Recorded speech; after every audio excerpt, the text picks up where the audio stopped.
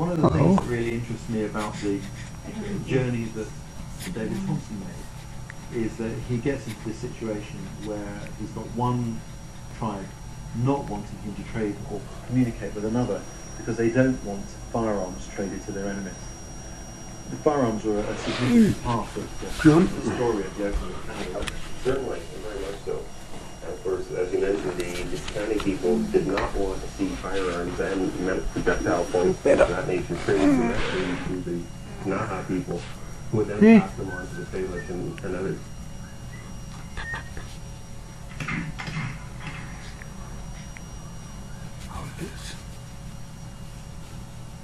By the early 1800s, Thompson had reached this historic site in the foothills of the Rockies.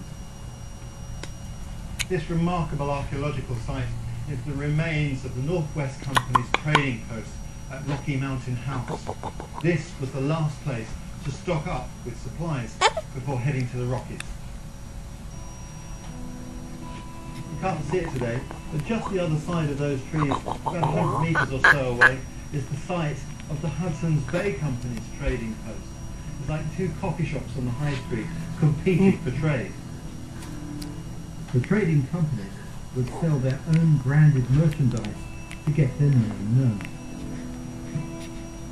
Sitting here, I'm trying to imagine what life would have been like at this post.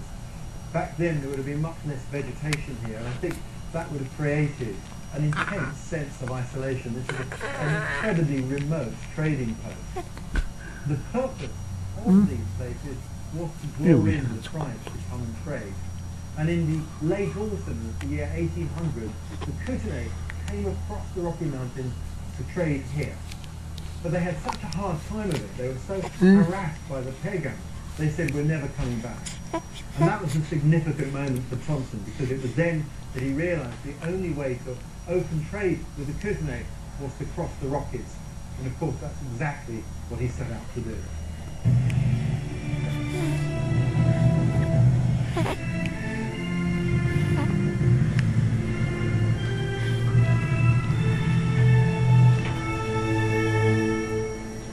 The Rockies are a vast mountain range, peaking at more than 14,000 feet.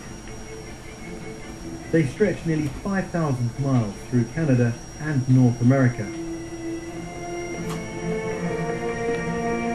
The mountains and valleys crisscross against each other, interlocking to form an almost impenetrable barrier.